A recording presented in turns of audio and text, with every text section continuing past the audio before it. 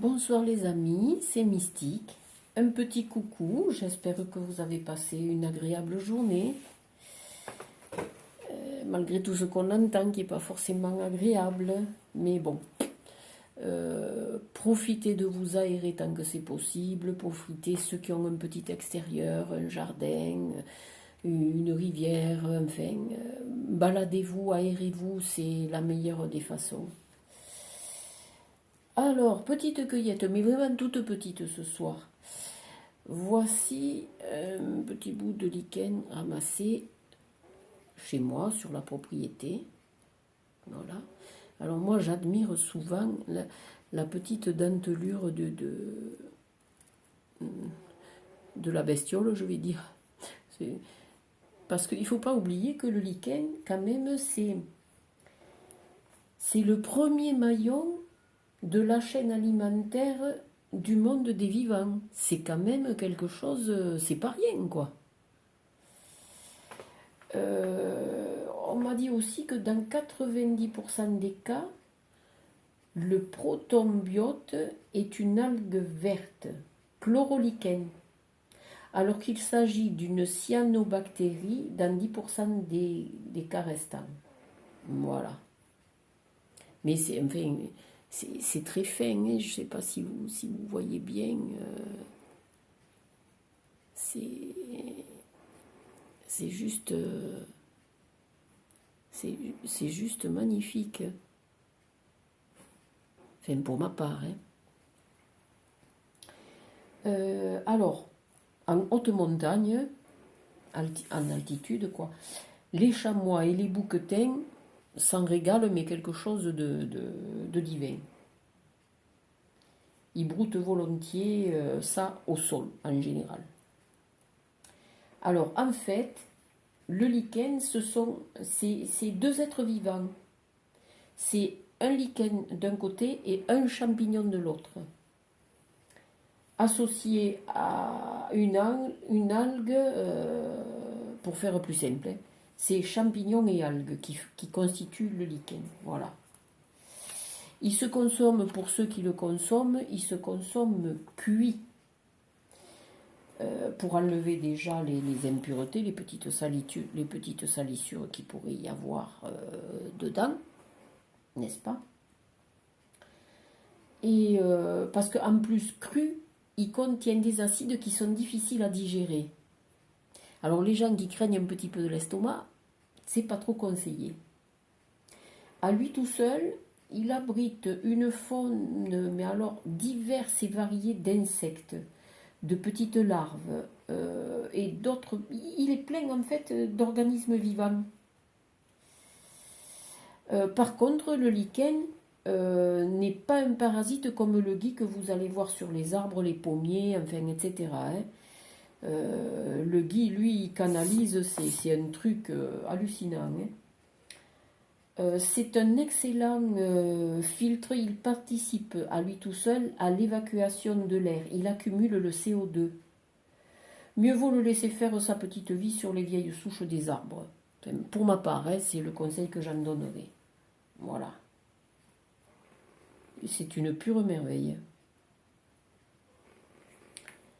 Alors après, qu'est-ce que c'est que j'ai pour vous?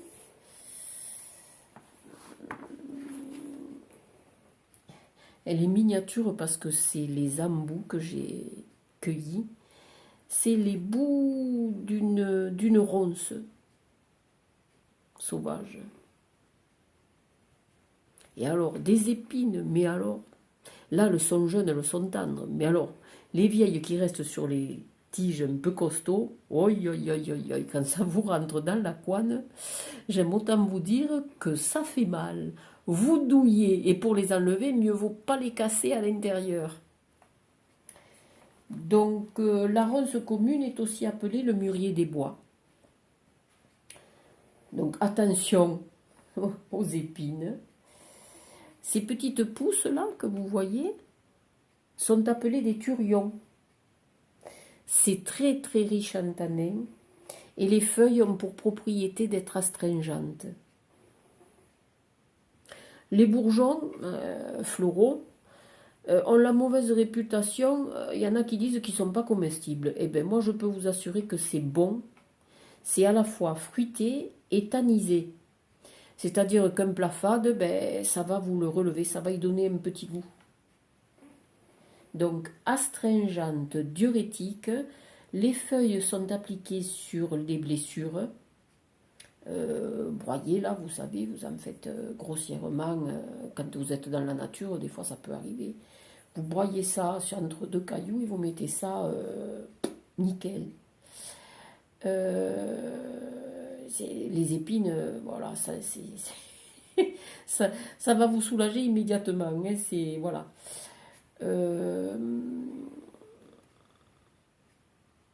Ça sert aussi, alors, dans les soins apportés à l'humain, et ça sert à soigner les hémorroïdes. Désolé de la partie basse. La diarrhée, la dysenterie, tout ça, elle soigne tout ça. Et ensuite, dans la partie haute, je dirais que tout ce qui est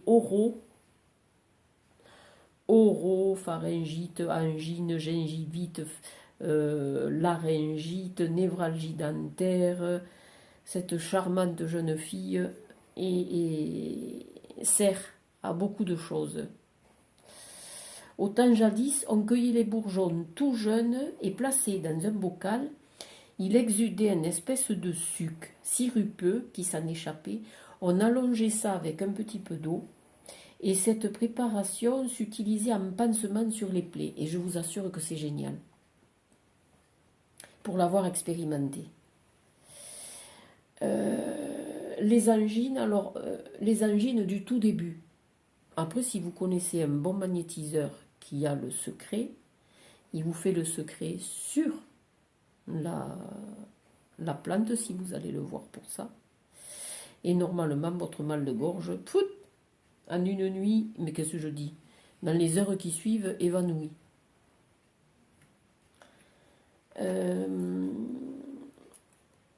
Assurez-vous quand même, lors de la cueillette, que l'endroit n'est pas soumis à des traitements chimiques, hein, parce qu'elle absorbe tout bien aussi.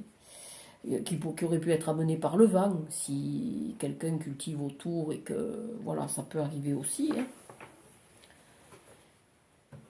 Alors, ce que je peux vous dire, que le Rubus fructicosus, qui est donc de la famille des rosacées, les feuilles et les fruits sont utilisés en règle générale. On en trouve partout, dans les haies, dans les buissons, dans les sous-bois. Elle peut pousser jusqu'à, moi j'ai vu, après peut-être il y a un petit peu plus haut, mais 1800 mètres d'altitude, il y en a encore. 2000, je ne suis pas montée. Enfin, j'ai pas vérifié, c'était enneigé à l'époque. Donc, je ne peux pas vous dire. Les feuilles sont d'abord dentées. Les fleurs blanches, mais on en trouve aussi parfois légèrement rosacées, je dirais. Elles donnent des fruits d'un noir, mais bleuté, mais c'est juste magnifique. Comment dire, et c'est formé, le fruit, il est formé de plusieurs petits globes comme ça, donc j'aurais tendance à dire globuleux, parce que c'est des... Et alors ça éclate en bouche, mais c'est divin, c'est tout juste bon, quoi. Surtout quand c'est bien mûr. Parce que acide, c'est pas top, hein. Alors, moi je dirais que c'est le must des fruits sauvages. On en fait des desserts, de la confiture, de l'eau de vie, que les gourmands connaissent bien. Et je dirais que dans chaque famille, en Europe et dans nos campagnes, les anciens, avec la feuille de ronce, faisaient un thé à l'époque. Un thé dont je vous révèle la composition familiale. Feuille de ronce, cassis, framboisier, fraisier, menthe poivrée, fleur de tilleul, serpolet. Voilà ce que nous avions. Et je rajouterai que dans chaque famille, eh bien, un ingrédient de plus venait s'additionner à la précédente composition ou il était enlevé et remplacé par une autre. Enfin bon, chacun faisait un petit peu sa salade, quoi. Mais avant de boire, quand même, prenez la précaution de filtrer pour le cas où il resterait un de ces petits dards là, qui est même très fin hein, au toucher. C'est très fin, mais c'est des petits harpons, hein, c'est waouh. Voilà. Qu'est-ce que je peux vous dire de plus? Ah oui, ma petite forbe ramassée cet après-midi. Même si elle prend des jolies couleurs automnales, parce que le dessus de la feuille est verte, mais le dessous prend des couleurs un petit peu rouges. Vous voyez? La tige devient rouge également. Bon, je la mettrai dans l'eau parce que j'ai pas envie qu'elle meure. Hein. Et voilà la petite repousse qui est là. Et alors elle, le forbe des garrigues, qui est de la famille des Euphorbiacées, on la trouve dans les différentes régions mais du pourtour méditerranéen. Dans les garrigues, comment dire. Ouais, c'est principalement autour du bassin méditerranéen. Alors, la plante fraîche, hein, pas là ce soir, elle ne l'est pas. La plante fraîche, si vous la broyez, vous frictionnez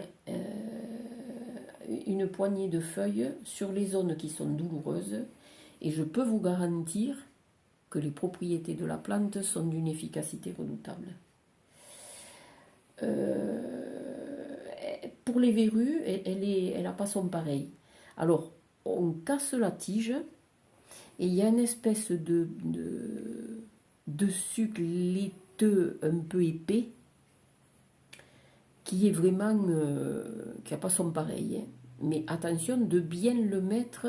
Je vous conseille d'acheter les pansements, vous savez, qu'on met pour les pieds, là, pour les œils de perdrix, là, qu'on met sur les pieds. Vous achetez, parce que ça fait le petit rond, et on met la goutte juste au milieu, où il y a le petit trou pour mettre le liquide. Et parce qu'elle a un côté corrosif. Donc vous allez vous brûler et c'est pas agréable, c'est pas ce qu'on cherche. Je peux vous dire, pour en avoir discuté avec ma grand-mère à l'époque, mais je vous parle dans les années 1900, de son rapport à elle, le forbe était utilisé dans les traitements de la tuberculose. Donc vous voyez, ça date pas d'aujourd'hui. Alors attention à la manipulation de l'euphorbe, parce qu'elle est irritante pour les muqueuses, pour les yeux, la peau, la bouche, tout de suite, mais alors vous allez être rouge pire qu'un gratte-cul. Donc à manipuler avec précaution. Voilà ce que je peux vous dire pour ce soir. Qu'est-ce qu'on a d'autre?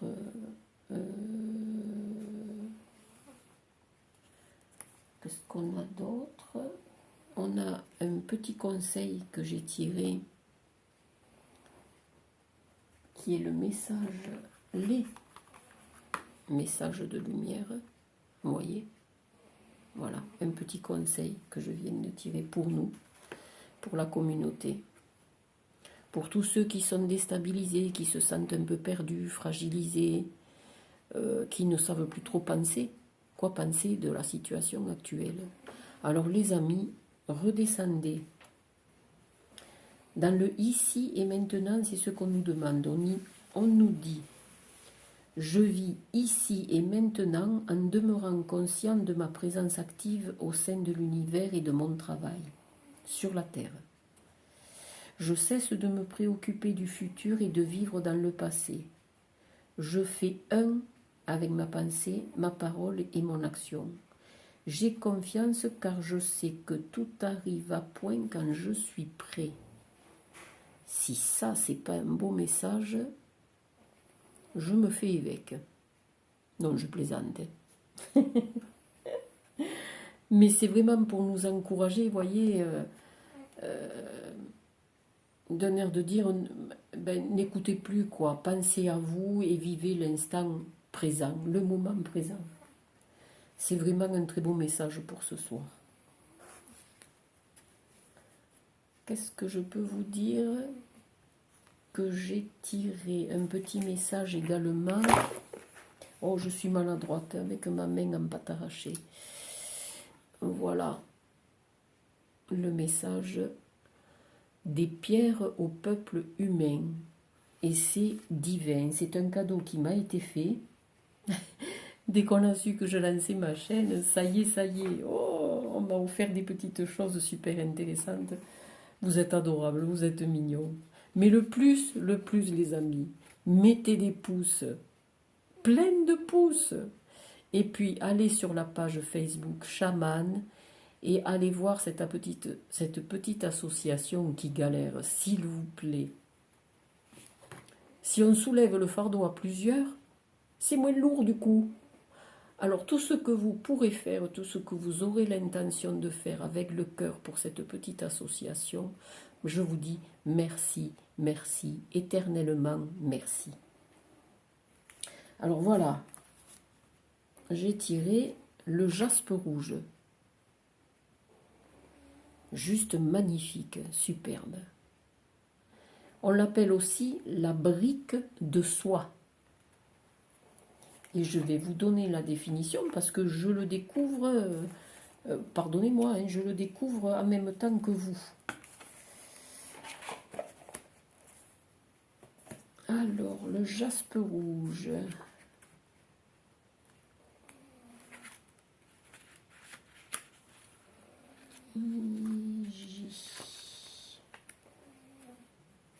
Le jaspe rouge.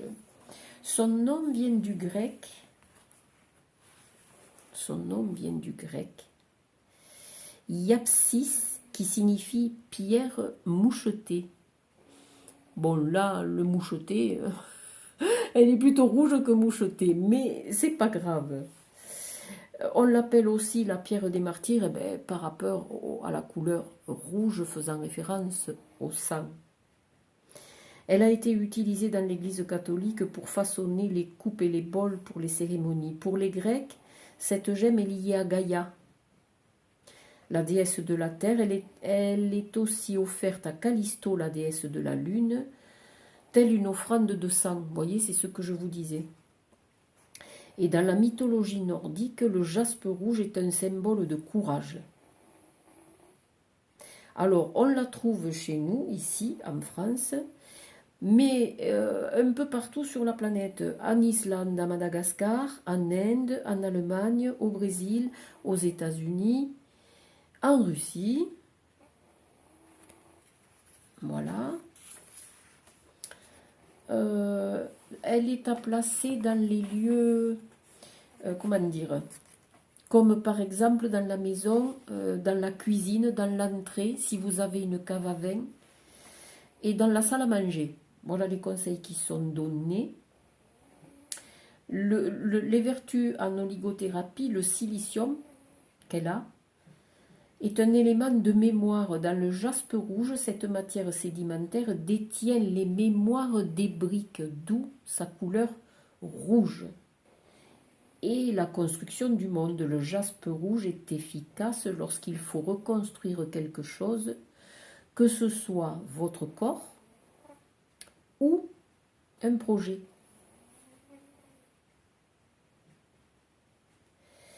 En chromothérapie, c'est l'usage des couleurs. Le rouge en chromothérapie est la couleur de la chair et de la matière.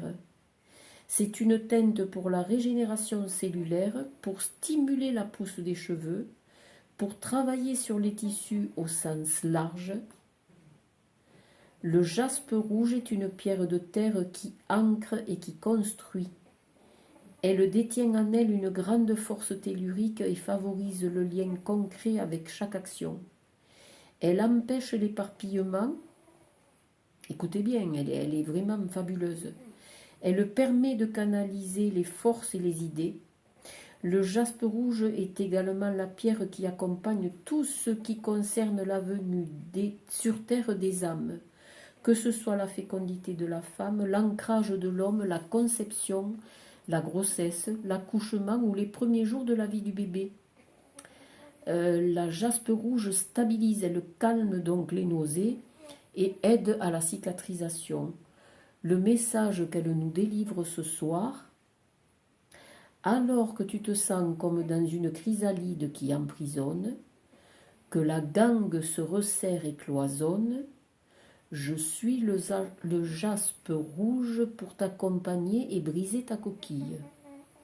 Je suis la matière solide qui t'enserre et je connais les codes pour que tu puisses t'en extraire. Porte-moi contre ton cœur pour que la magie opère. Ben, c'est juste génial, quoi. Très beau message. Vraiment superbe. Vous entendez ronfler, c'est la Minette qui est là, qui est venue dormir sur le bureau. Donc surtout, ne vous inquiétez pas les amis, rien de méchant, rien de grave. Voilà pour ce soir, c'était un petit peu succinct, un petit peu court, mais j'ai été fatiguée par ça. Donc voilà, je vous retrouve demain soir pour un nouvel enregistrement. Si vous avez besoin ou si vous avez des idées ou des plantes à me suggérer, enfin, tout le monde est bienvenu. On est là pour discuter de tout. Je demande juste aux gens d'être corrects, polis, et les jugements difficiles ou les trolls qui peuvent se balader, ben les amis, si vous envoyez, vous zappez. Voilà. Je vous fais plein de bisous, je vous souhaite une agréable nuit, sous la protection du ici et maintenant, et à bientôt.